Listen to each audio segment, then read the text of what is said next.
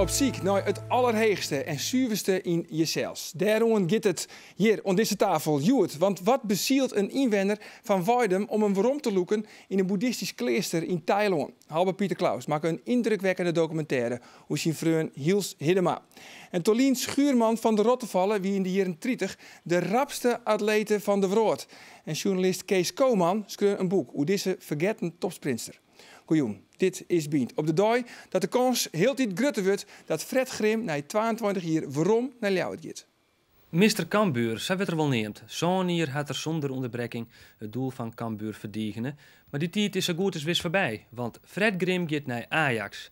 Dat Mr. Cambuur-effect dat gaat verloren. Welke keeper je ook neemt, dat zal wat dat betreft een stap terug zijn. Ja, ik persoonlijk vind het wel jammer. Hij heeft een hoop punten van Cambuur gehaald. Gerrit Bos, vaste analist eigenlijk, vooral in Beansport van het Fries Dagblad. Is Fred Grim de absolute topkandidaat? Ja, hij is de absolute topkandidaat. Waarmee ik in gesprek ben. Het zit al nog net echt op. Waarom net? Nou ja, Cambuur wel. Grim wel. Maar ja, Grim is bondscoach van Jong Oranje. Hij heeft een contract bij de KNVB. Ja, en de KNVB die hoeft hem natuurlijk net kwijt. Die leidt Wes. Ja, en dus ja, dan moet een oplossing gezocht worden. En dat zit natuurlijk meestal in Jilt, die oplossing. En ja, Cambuur die heeft natuurlijk ook nog het probleem dat de KNVB wil weten dat Cambuur haast heeft en de KNVB net. Dus de KNVB kan zitten en zeggen vanuit je hem wel. Ja, let maar zien hoe en wat en mij hoe volle Jilt. Maar dan moet dus Jilt op het kleed komen, dat is het verhaal. Nou ja, in principe net in je site er wat toe, want iedereen had de kaken stief op elkaar en dat is vaak al een teken dat er dus wat speelt. En als er dan wat zeg maar een kink in de kabel zit, dan gaat het in de voetballerij uiteindelijk altijd om Jilt. Dus, ja. Dat ken het hoors. Nee, 8 seizoen had Fred Grim bij Cambuur voetballen.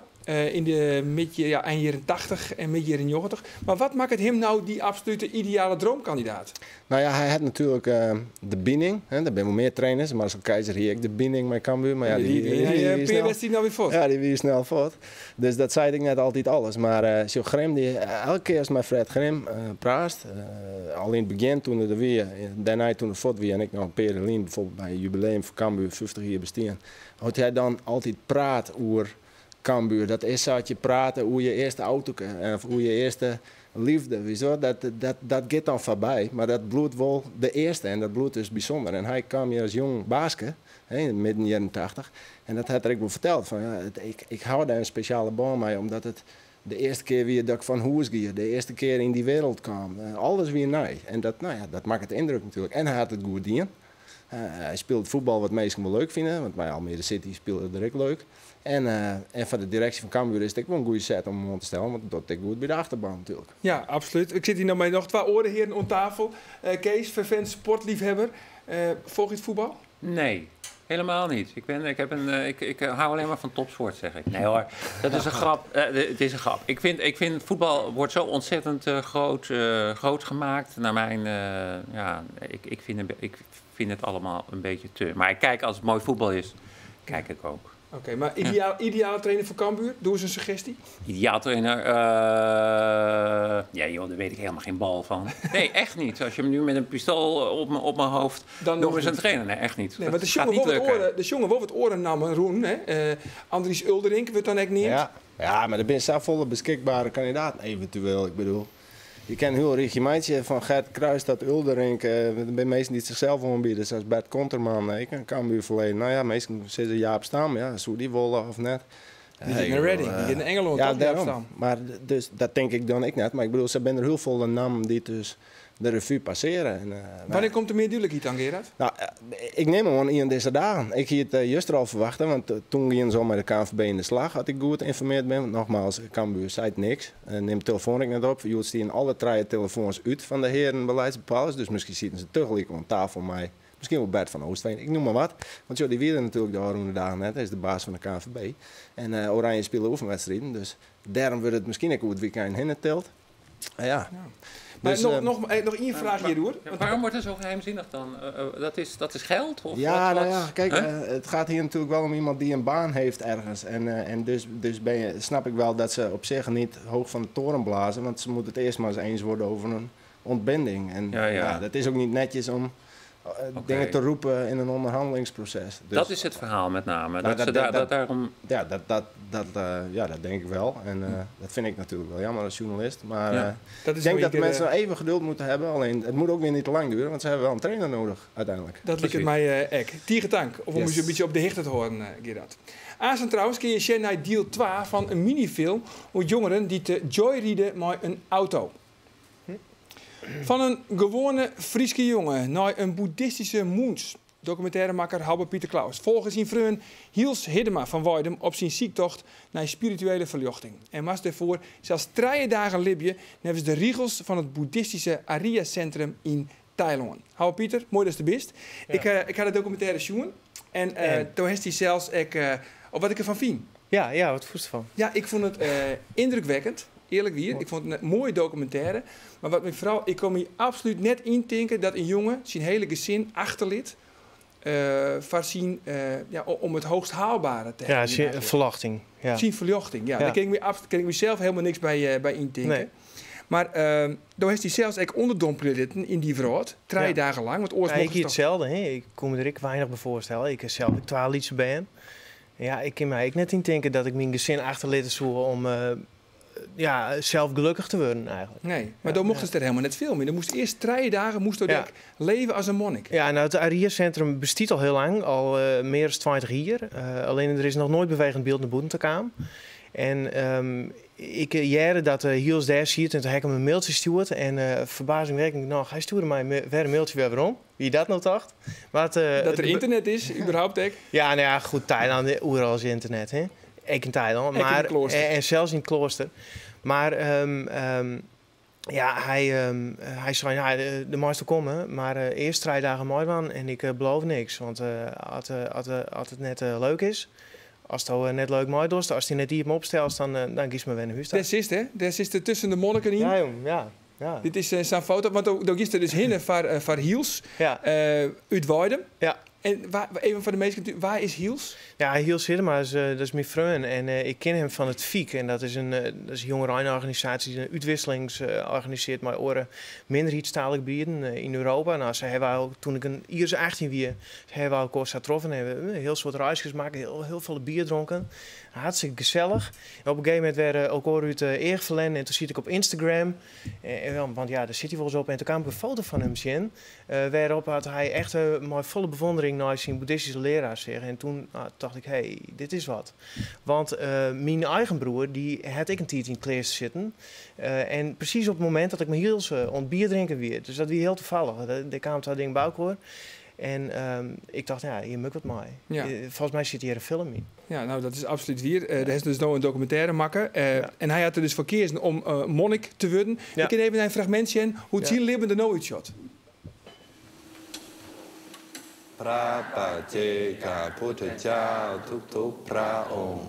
Wat mij in Thailand bracht, is het boeddhisme. Ik ben een denker. Ik zit altijd in het verliezen, in gedachten en in de toekomst. Ik ben eigenlijk nooit in het heden. Ik ben nooit rustig van binnen. De Boeddha, ja, die houdt de oplossing ervan. En dat is de uitdaging van het lijden in uw tjai, in uw geest. Ik werk je nou gewoon aan het juiste inzicht. Dus het is net simpel. Nee, het is net simpel. Het is per persoon verschillend. Gewoon die had het heel gauw terug en horen die door de langer horen. Ja, hoe is het eigenlijk voor jou om die kameraad, die vriend, zat te zien? Ja, heel apart. Zo nederig. Alleen nog al dat hij daar zit bij de door en dan alleen nog maar de slippers van de leraar om dan echt om te draaien. Ja. Nou ja, als je, die leraar die is Boeddha. Dus zij zeggen hem als de reïncarnatie van Boeddha. Dus hij is wat zij al je graag wezen willen. Dus ja, zij hebben heel veel respect en bewondering en ontzag voor die man. Hij is hun grote voorbeeld. En ja, het is heel apart om dat te beginnen. Ja, de eerste dagen ik vond het bizar. Ja. Want hoe kist dat iedereen verpleert? Nou, waarin krijgt? Nou ja, dat hij dat zou doen. Dat je denkt van ja, dit zou ik misschien echt wel dwang kunnen. Of is het atheïst en zit het heel vier bij die waai. Nou ja, ik ben atheïst. Oh. Alleen nog, het is net zo dat ik mij net verplaats kan in religies of levensstromingen. Want als dan keer ik in films maatje.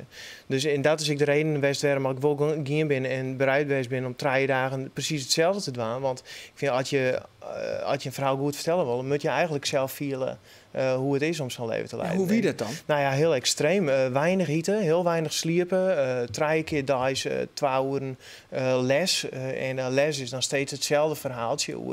Hoe je verwachting bereiken kunnen, dat je de geest binnen, dat je lichaam er net Dat koest het er net verstehen, maar dat gaat in het thuis niet Nee, meer. hij heeft alles, 10 dagen achter elkaar heeft hij mij alles vertaald.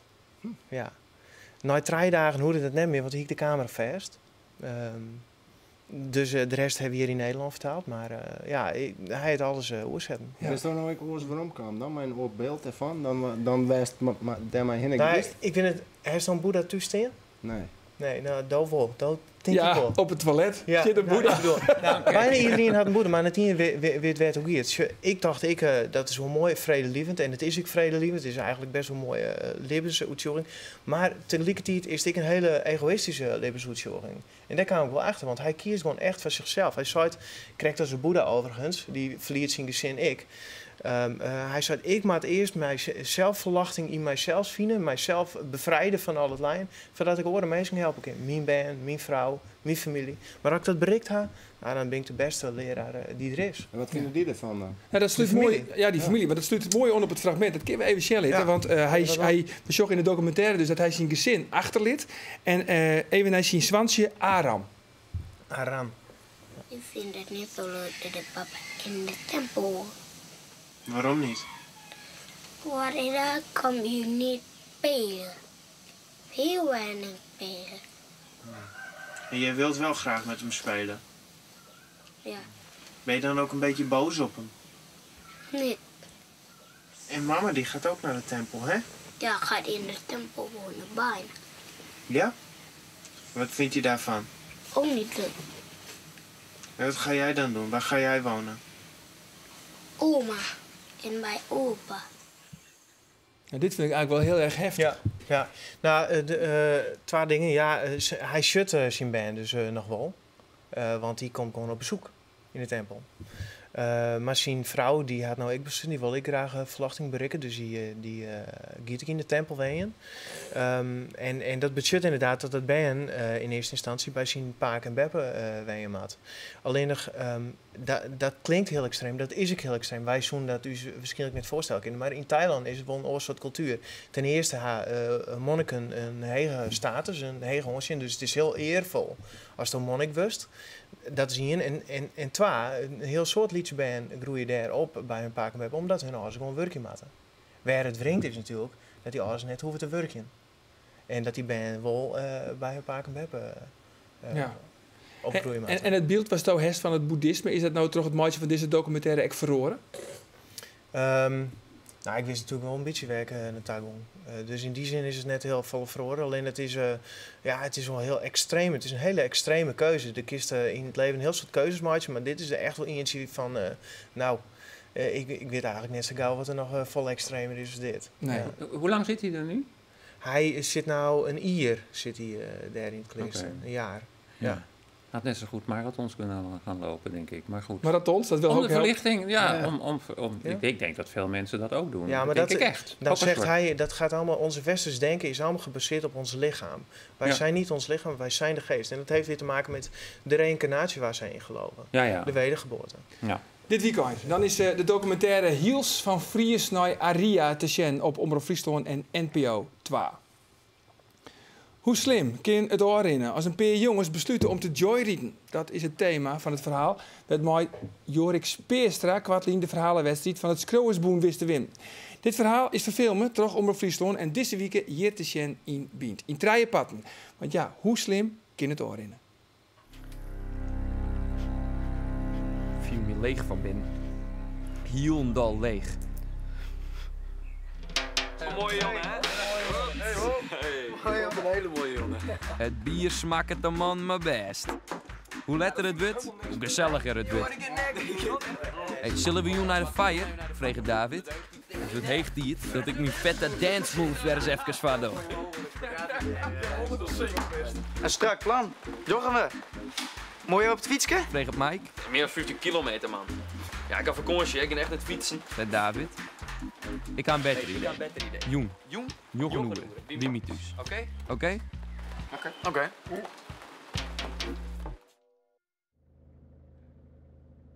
Als de jongens onfietsen komen, zit David achter het stuur van het Peugeotje van zijn mem. Mooi man, zullen we er even te cruisen? Alles beter als fietsen, roept Jorn. Zo weer een stukje te cruisen, nou net. David riet wel gouders om het team en in de buurt. Zijn heid vindt het wel prima, maar mem die wil het net ha. Zolang die jongen geen riebewiers had, wil ik hem net achter het stuur. Maar hij de mem bin op vakantie. Dus rieden de fjouwe jongens naar de discotheek.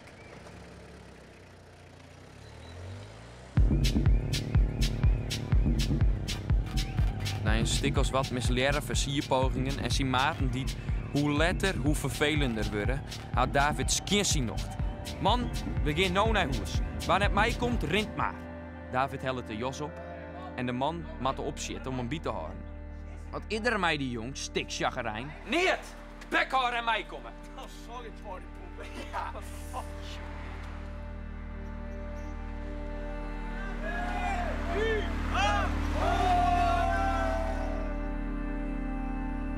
De sfeer is om te snijden in de auto. David drukt de radio on. Slam FM. Hij houdt de volumeknop aan lel. Keihard dreunt de techno door de speakers. David begint heel tijd harder te rieden. Hij mist haast de afslag vlak voor het warp. What the fuck, David? David, wat is dan met die kop? David. David jouwt niedig een score aan het stuur en maar 90 kilometer in het oeren knallen ze over de stoep. David had geen macht meer over het stuur. De auto wordt lanceren en met een idiote snelheid knalt de auto in een beam. Ja, en het verhaal is nog net niet morgen het laatste pad. Ze wie de Daphne Schippers van de jaren 30, Tolien Schuurman van de Rottevallen. Ze wie de allereerste vrouw die de 100 meter sprint onder de 12 seconden oorraffelen. Kees Koman had hij dit boek oer haar en alle oren koninginnen van de sprint schreeuwen. Ja, Tolien Schuurman, Kees, eigenlijk heel onbekend.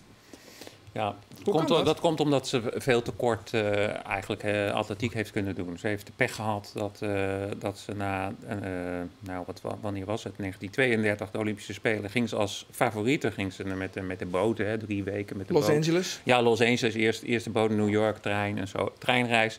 Kwamen ze dan eindelijk aan en daar ging het mis omdat ze pech heeft gehad met de materiaal. En ze moesten nog kuiltjes schaven. Er waren geen startblokken, ze moesten kuiltjes schaven. Het was allemaal nog wat amateuristisch. Het was amateuristisch, maar zij was de favoriete voor het goud. Samen met een Poolse die later... ja, vertel dat verhaal even. Ja, kijk... Haar grote rivalen. Rivalen, dat was een Poolse die in Amerika woonde, Cleveland. En die... dat bleek dus bij een roofoverval. Dat bleek pas heel veel later, in de 80e jaren. Bleek na een autopsie, ze was omgekomen bij een roofoverval. Ze wilde haar portemonnee stelen en dat ging dan fout. En zij verzette zich, was een hele sterke vrouw. En zij verzette zich en werd doodgeschoten.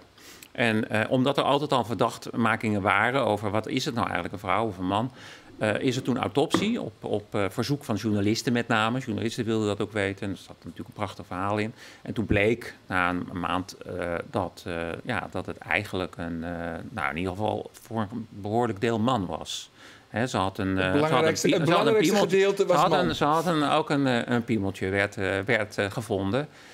En dit is het trouwens. Ja, dit is niet die rivalen, maar rechts is Tolien, hè? Rechts in Tolien, ja, van Tolien wordt natuurlijk ook gezegd. Ik vind dat ook wat mannelijk. Absoluut, het werd ook gezegd. Wat doping nu is, want nu gebruikt iedereen doping, zal ik maar zeggen. Dat wordt dan gezegd, ook van Daphne. Is denk ik niet waar.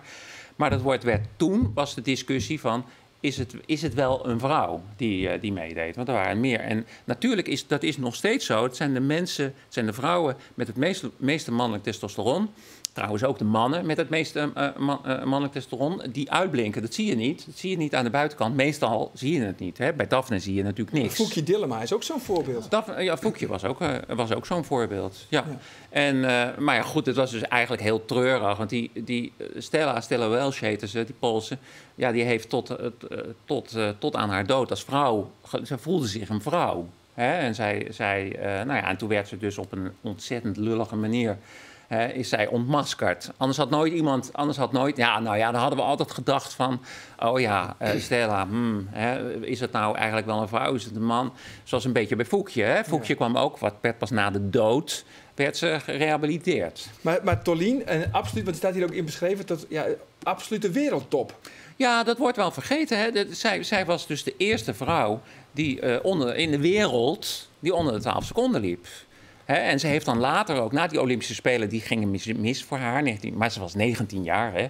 En toen heeft ze bij wedstrijden daarna, hetzelfde jaar nog, heeft ze die Stella Welsh ook verslagen. En toen heeft ze een wereldrecord gelopen op de 200 meter. En dat bleek ook pas weer later dat een wereldrecord was. Maar goed, zij had de grote pech dat in 1936 de Olympische Spelen kwamen van Hitler. Ja? En zij had, of haar familie, haar vader was schoolmeester, SDAP-lid.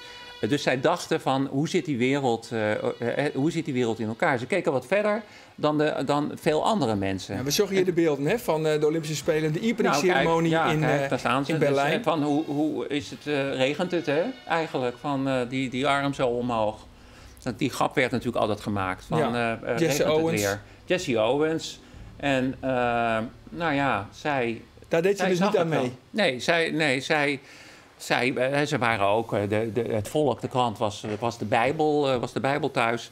En dat was een van de weinige kranten die dan ook wel doorhad van... jongens, dit is vuil spel wat hier gebeurt. Hier worden de Joden werden dan, die werden dan even tijdens de Olympische Spelen mochten er een paar, als ik het zo mag uitdrukken, modeljoden mochten meedoen. En mochten ook, maar daarna was het natuurlijk meteen weer afgelopen. Ja. En zij was toen 23 jaar op haar 23e. En de bond had daar ook de grootste moeite mee. Want de bond wilde helemaal niet dat zij kritisch waren. Dat was toen ook al zo. Dat zij zei van, ja, maar ik wil niet naar die Spelen, want die Spelen, dat is fout. Dat is foute boel.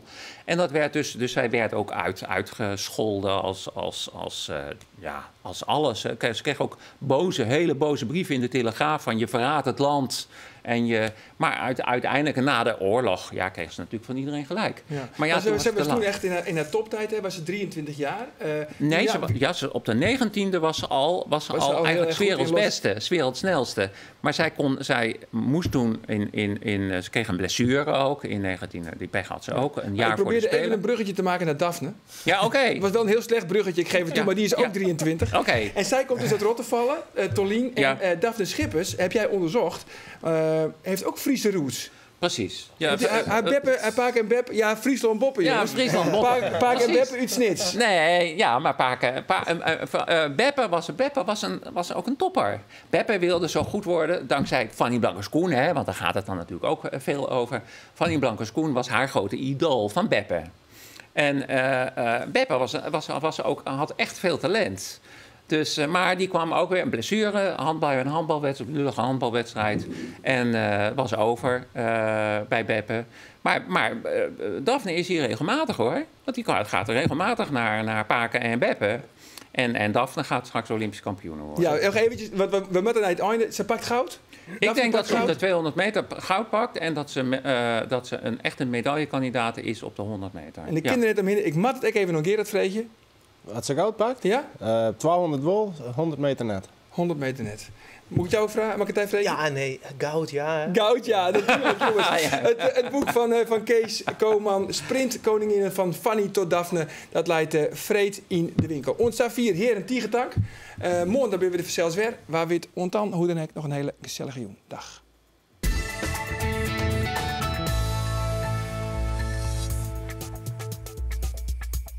Morning Beat, Oort van Jochter, Major Waalkens. En zij vertelt wat we alle hier nog net weten. Oei, de vleerbasis. Maar pas op!